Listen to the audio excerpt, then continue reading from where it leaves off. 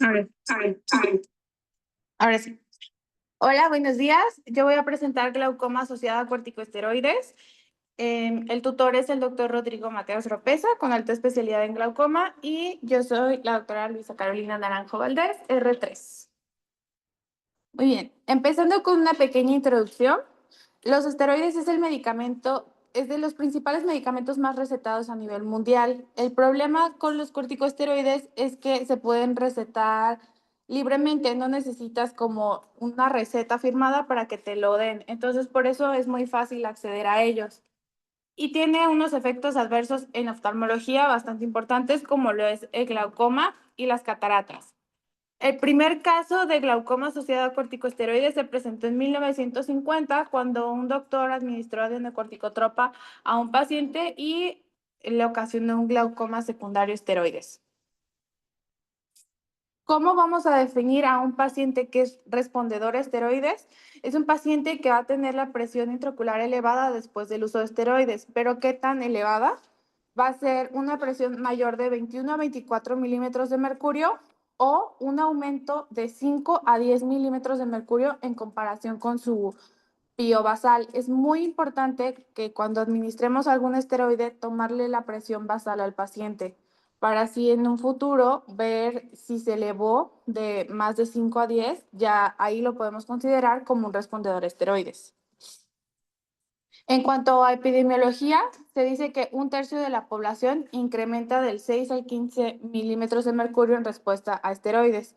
Los principales factores de riesgos para tener un glaucoma secundario a esteroides es tener un glaucoma primario de ángulo abierto, tener un familiar con glaucoma, niños menores de 6 años o adultos mayores, tener miopía, diabetes mellitus tipo 1 y alteración del tejido conectivo. La principal, la más asociada, es la artritis reumatoide. Lo podemos dividir en tres categorías. La alta respuesta, que es el más bajo porcentaje, es del 4 al 6%, y es una presión mayor de 31 o un aumento de 15 milímetros de mercurio de la basal. Los moderados, que es como les había comentado antes, es un tercio de la población, es una presión entre 25 y 31 o un aumento de 6 a 15 milímetros de mercurio. Y los no respondedores es la mayoría de la población, son 2/3, y aumentan menos de 6 milímetros de mercurio. Aquí podemos dividir los corticosteroides en cuanto a bajo riesgo y alto riesgo. Los de bajo riesgo no es que sean menos potentes, solamente tienen menor riesgo de elevar la presión porque tienen menos penetrancia a la cámara anterior. De los de bajo son la fluorometalona, rimexolona, medrisona y loteprednol.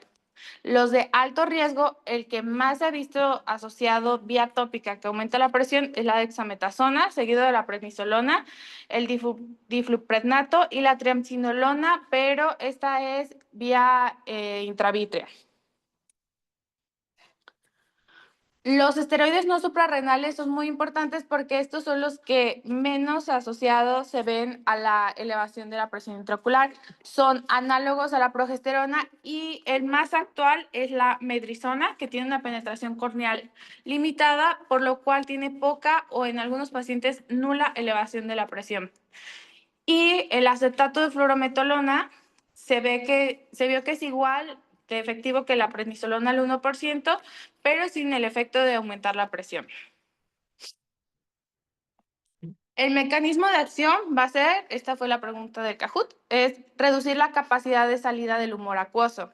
Hay distintas teorías. La primera es el transporte nuclear del receptor de glucocorticosteroides. Se dice que los corticoides se unen a un receptor y el receptor lo bloquean, entonces evitan la salida del humor acuoso. La otra teoría es la influencia en la matriz extracelular. Se pega a la célula, hace el núcleo más grande, ADN más grande, y esto hace que se empiece como a tapar el flujo de salida. La influencia en la fagocitosis, los esteroides inhiben la fagocitosis. Entonces, al inhibir que se estén depurando todas las proteínas, hacen que se obstruya la salida, y también algo muy importante es que se empiezan a almacenar los glucosaminoglucanos, que esos se han visto que son los que más afectan como el flujo de salida. Y la obstrucción del flujo de salida por partículas de esteroide, como lo es la triamcinolona, se vio en conejos que después de inyectarles triamcinolona intravítrea, se veía que en la malla quedaban unos depósitos de cristales y esos cristales hacían que no se pudiera drenar el humor acuoso. ¿Cómo vamos a seleccionar el fármaco para nuestro paciente? Bueno, el esteroide ideal es el que se pueda dar con más baja concentración, la vía de administración más segura y en menor cantidad. La vía de administración que más se ha asociado a elevación de la presión es la tópica, pero al mismo tiempo es la más segura. Entonces, lo ideal es sí darle un tópico, pero estarlo como monitorizando. También existen las inyecciones de depósito, que lo ideal es inyectarlo en el cuadrante inferior anterior. Esto porque en algunos casos se ha visto la necesidad de entrar quirúrgicamente a extraer lo que quedó de corticoide en la grasa. Y la intravítrea, el 50% de los pacientes que se les inyectó acetato de triamcinolona tuvieron un aumento de la presión. El 75% de los pacientes con un implante de flocinolona requirieron una cirugía filtrante. Y en cuanto a los Urdex, que es el implante de dexametasona, un 24 o un 27% tuvieron un aumento de la presión intraocular, esto a las 7 semanas. Y la vía sistémica, que es la que menos se ha visto asociada, pero sí está asociada, sobre todo la vía inhalada. En cuanto al tratamiento, lo mejor que se puede hacer ante un glaucoma secundario esteroides es suspenderlo. Después de suspenderlo, en caso de que sean de depósito, se puede hacer una excisión, que es quitar lo que quedó ahí de esteroide. Y de última instancia es la cirugía filtrante. Esto es en pacientes que vayan a requerir mucho tiempo el uso de esteroides y riesgo-beneficio. Entonces, le das esteroide, pero le tienes que bajar la presión de alguna manera. Y ya como el manejo completo del glaucoma, en cuanto a gotas, que va a ser la primera línea para bajar la presión, va a ser evitar los análogos de prostaglandinas y los colinérgicos. ¿Cuál es un colinérgico? La pilocarpina. Y si hay falla endotelial en la córnea, hay que evitar los inhibidores de la anhidrasa carbónica porque estos pueden aumentar la falla endotelial.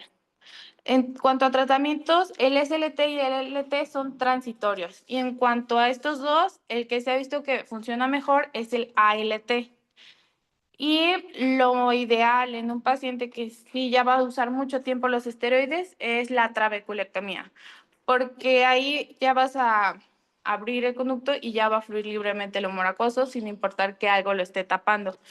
Y la otra opción es un mix, que puede ser en pacientes que sí lo vayan a requerir por mucho tiempo, pero no como de por vida.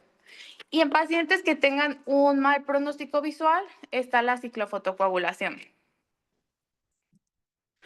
Y bueno, como puntos claves tenemos que la elevación de la presión intraocular es en las primeras 2 semanas. Dependiendo del medicamento, la triamcinolona la puede elevar a la sexta, la dexametasona hasta la séptima. Los intravítreos son los que más tardan en subir la presión, pero son a veces los más agresivos. La elevación, el grado y la rapidez de la elevación va a ser directamente proporcional a la potencia y a la vía de administración. El mecanismo por el cual ocasionan el glaucoma es por un aumento en la resistencia del flujo de salida. Lo mejor es interrumpir el tratamiento con esteroides y, de última instancia, un tratamiento quirúrgico. Entonces, les puse 2 casos clínicos. Este venía en el libro. Es un paciente masculino de 28 años de edad que se empezó a automedicar esteroides tópicos porque tenía una blefaroconjuntivitis alérgica. Llegó al servicio de oftalmología con una presión intraocular mayor de 40 milímetros de mercurio. Se le realizan sus fotos de fondo de ojo y su campimetría, en la cual en la foto de fondo de ojo ya podemos ver una excavación amplia, la nasalización de los vasos en bayoneta, muescas, y en cuanto a la campimetría ya podemos ver que existe un escotoma. Entonces este paciente ya tenía un glaucoma severo, por lo cual decidieron hacerle una trabeculectomía. Y este ya va a ser más dinámico. Este es un caso que yo vi en Arandas en septiembre del año pasado, el 4 de septiembre. Es una paciente femenino de 16 años de edad con antecedentes heredofamiliares. Su mamá tiene una distrofia corneal estromal. Desconoce cuál porque no se hizo estudios genéticos. En cuanto a los antecedentes personales patológicos, la paciente tiene lupus desde el 2021, o sea, lleva 3 años con lupus. El año pasado se le diagnosticó síndrome de antifosfolípidos y se le realizó una transfusión por una anemia hemolítica justo en ese año. Su tratamiento actual es caltrate, 20 miligramos de prednisona, hidroxicloroquina, ácido micofenólico y vitamina D. Su motivo de consulta es porque en su última hospitalización, por la anemia hemolítica, le tomaron la presión en el hospital y le dieron dorzolamida con timolol y brimonidina. Pero la paciente tuvo un muy mal... Ay, perdón. Gracias. Tuvo un mal apego al tratamiento por cuestiones económicas, dejó de ponérselo. En cuanto a la exploración física, tiene una agudeza visual 20-20 en ambos ojos. La presión intraocular está en 24 milímetros de mercurio ambos ojos. La presión fue tomada con Goldman. En cuanto a la gonioscopía, el ojo derecho tiene un Schaffer 2 y el ojo izquierdo un Schaffer 3. El ojo derecho tiene sinequias en el sector nasal y temporal y el izquierdo sinequias en el sector nasal. Al fondo de ojo se ve una excavación de 0,3 por 0,3 con su mácula brillo presente, retina aplicada.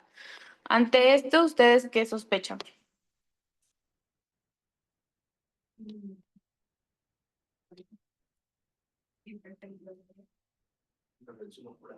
¿Ok? ¿Y qué le harían?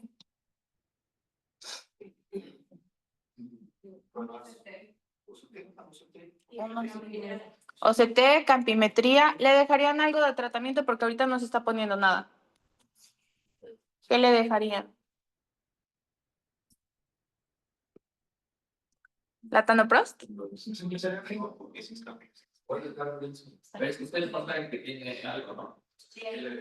Sí, sí, ahí dice que tiene lupus.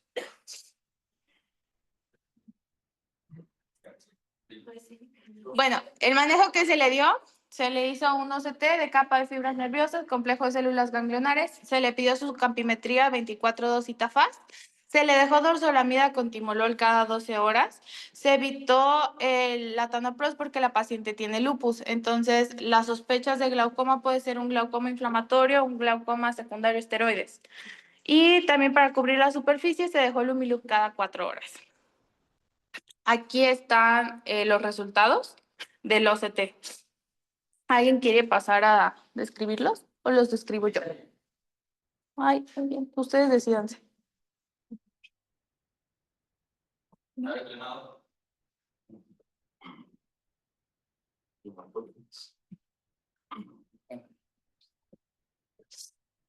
El grosor está disminuido en ambos ojos, poquito.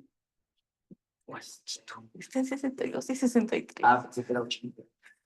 Ah, entonces. Así es como 80. 62 y 63.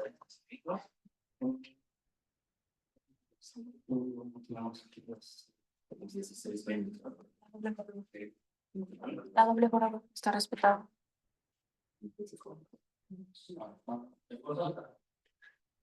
Mira.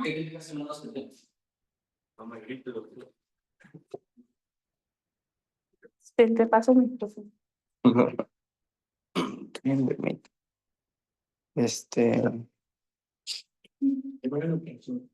Bueno, el grosor de fibras nerviosas está disminuido en ambos ojos. La simetría está bien. Tenemos un área de disco normal. Ajá. También las excavaciones están. Vertical. Ok. Su sistema punto 39 y su 34. Van ligeramente asimétricas, muy ligeramente. Un poquito. En el grosor del borde neuroretinal se respeta la doble joroba. Ajá. Y en el grosor de la capa de fibras nerviosas, en el sector nasal, hay una disminución, sobre todo del ojo izquierdo.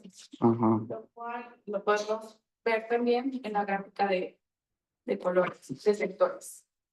en el sector nasal del ojo izquierdo hay una disminución bastante marcada y en el ojo derecho está en borde.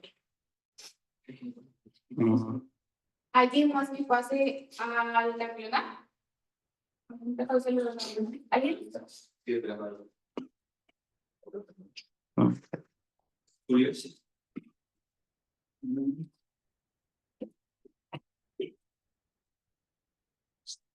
Pues el grosor de las células ganglionares está en 84 y 80. Está bien. La gráfica de los sectores, pues sí se ve, como dice Caroli, ligeramente disminuido el ojo izquierdo en el sector temporal y nasal. Y bueno, este es el promedio y en las mínimas, pues sí se ve 66 del ojo izquierdo. Que también en la gráfica de color superior se puede ver Ajá. cómo hay una pérdida por pacientes. Okay. También nos trajo su, listo, gracias. Su campimetría. ¿Alguien quiere pasar? El expositor de la campimetría. Ya ni me acuerdo. Oye, pues aquí tenemos una campimetría de ambos ojitos, donde vemos que es un estudio 24-2. Tenemos aquí que pues pérdidas de fijación es de 0 de 12, los errores son 2%, 4%. En falsos negativos, lo que nos habla que sí es un estudio confiable. La fobia nos da que tiene un 33 decibeles y 33 y 36 decibeles en el ojito izquierdo. Está bien, concuerda con la mancha ciega en ambos ojitos. Y que aquí en la hueso visual no le pusieron ni la refracción. Perfecto. Pues aquí nos habla que ya empieza a tener un poquito de daño en el ojito derecho. Igual en el ojito izquierdo, por clasificación de Joda Parrish es 1. Como tal, escotomas ya empiezan a haber un poquito de cambios en el ojito derecho, pero no tan significativos. ¿Qué más? Bueno, Igual el estudio sale que está dentro de los límites, pero sí, ya hay un poquito de cambios. No sé también si queda- recordar que es su primera campimetría. Eso es cierto. Gracias. Sí, es su primera campimetría, entonces pues no nos sirve como de diagnóstico. ¿Mano? Sí, sí, sí, está bastante confiable. Sí, la niña es bastante obediente. Bueno, en cuanto a estos estudios, se decidió realizarle un SLT. La paciente no puede dejar los glucocorticoides porque una vez que los deja, empieza la anemia hemolítica. Entonces está en protocolo de comenzar con biológicos, pero por cuestiones económicas, pues no los ha comenzado. Entonces, se le dejó la dorsalamida con timolol, la presión del ojo derecho estaba en 14 y el izquierdo estaba en 12. El 27 de septiembre se le realizó el SLT en ambos ojos, se le dejó como tratamiento bromfenaco cada 12 horas por 7 días y se continuó con su dorsalamida con timolol cada 12 horas. El 10 de octubre acude con una presión de 19 y de 18, se cambia el bromfenaco por Sevesten cada 12 horas por 8 días. Aquí yo dejé de darle el seguimiento, sinceramente no sé por qué le cambiaron el bromfenaco por Sevesten. El 24 de octubre acude con una presión de 18 y 20 y aquí deciden ver que la presión no está como tan bajita como quisieran y le comienzan a dejar la tanoprost. Mande. Sí, el Sebastián es... pues también bromfenaco. Perdónenme. Perdón. Lapsus brutus. El 15 de noviembre ya empieza a normalizarse la presión. El SLT tiene una normalización de la presión hasta dentro de los próximos 3 meses. Pero también le dieron la tanoprost, entonces ya no sé qué tan confiable es. La presión está en 16 y 17, continúa con dorsolamida con timolol y aquí empezó a ser una conjuntivitis alérgica a los a los hipotensores y se le deja ketotifeno cada 12 horas. El 28 de noviembre tiene una presión de 17 en el ojo derecho y el ojo izquierdo en 13. Continúa con el latanoprost, pero el 12 de diciembre se le elimina el latanoprost. La presión se mantiene en 16 y 13 y el 16 de enero ya acude sin latanoprost, pura dorzolamida con timolol y la presión está en 18 y en 16. En cuanto a la discusión, el tratamiento de primera línea en un paciente con glaucoma secundario esteroides son los betabloqueadores. El ALT y el SLT son temporales. Entonces, en esta paciente fue como lo más indicado porque ella no puede dejar los esteroides. Entonces, y dentro del ALT y el SLT, lo ideal sería hacerle un ALT. Y en ella, pues se pudiera considerar ponerle un mix, ya sea un, ¿cómo se pronuncia? Persiflow. Preserflow o pues una trabeculectomía a mí se me hace muy agresiva para ella que tiene 16 años. Y bueno, ese sería el caso clínico. ¿Preguntas? Todavía no cumple los 6 meses. La vi en septiembre, octubre, noviembre, diciembre, enero.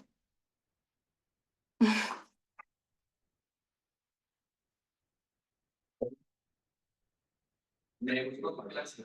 Gracias. Está muy importante. Nada más sacar unos puntos. De hecho, la está viendo Pau Varela. Sí. Un paciente que no es respondedor, ¿a partir de cuánto? ¿Mande?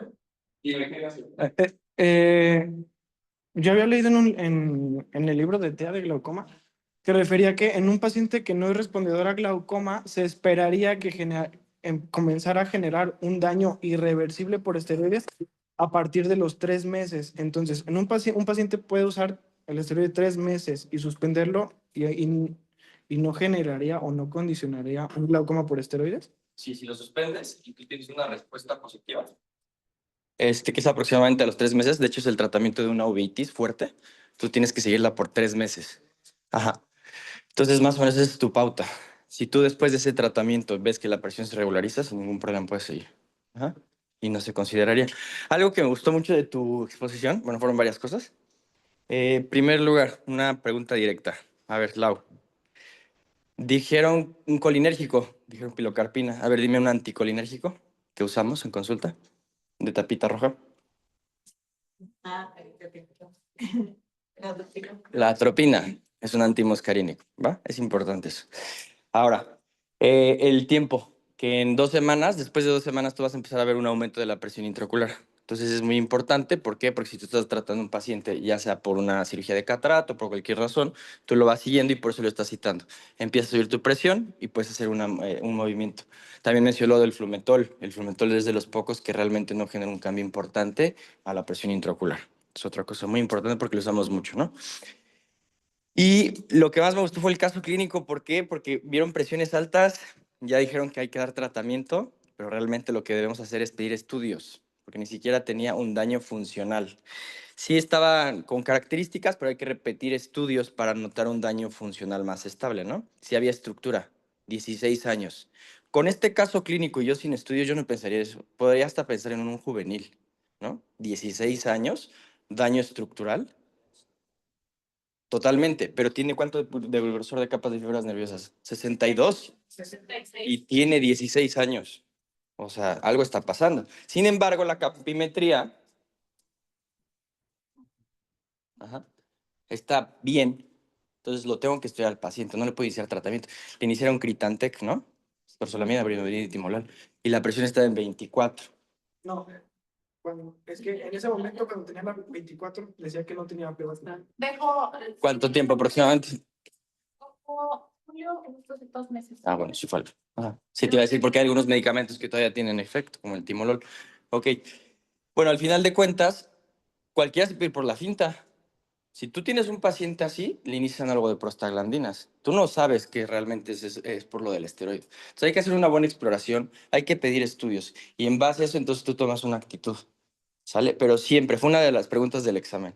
¿Inicias tratamiento y después le pides estudios? No, pides estudios y después inicias tratamiento para saber cuál es el tratamiento que le va a funcionar. Aquí le hicieron SLT. El SLT no va a responder por qué. ¿Dónde actúa el SLT? En la malla trabecular, exacto. ¿Y qué es lo que modifica el esteroide? La malla trabecular. De hecho, hay artículos que te hablan sobre el tratamiento post-SLT y o sea, ya no se usa el esteroide. Hay que dar un AINE o un bromfenaco, por ejemplo. Un Dustalox, que es ketorolaco. ¿Qué es lo que pasa? Si se remodela antes de tiempo la malla trabecular, no funciona todo SLT. Entonces, si esta paciente estaba con esteroide desde antes, tú le haces el SLT y le estás modificando indirectamente también la malla trabecular. No le va a funcionar. ¿Qué es lo mejor? Un mix. Un Preserflow, un iStent. Ajá. Y en dado caso de que no funcione, ya te pasa una trabeculectomía o una válvula. En todos los glaucomas inflamatorios o que hay una modificación de la malla trabecular, lo mejor son dispositivos de drenaje. En este caso, una válvula de AMED, ¿no? Ahora vete a lo del campo visual, por favor. Ok, yo aquí veo todo bien, ¿no? La mancha ciega está bien. Dentro de límites normales, Visual Field Index está en 99%, aunque Joda Parrish te dice esto, yo veo todo lo demás está normal, ¿no? Para un daño estructural tan grave. Entonces, llama la atención. Hay que repetir el estudio. Alguien por aquí lo dijo. Necesito yo más estudios para confirmar esto. Dentro de límites normales, 100% de Visual Field Index. Aquí llevo un poco más de pérdidas de fijación. Entonces, Ahí fue más pérdida de notificación porque tiene dos cruces. porque aquí ya te lo marca como error. Generalmente el sistema tiene mira, no sé si te das cuenta que tienes un 1, no está en 0.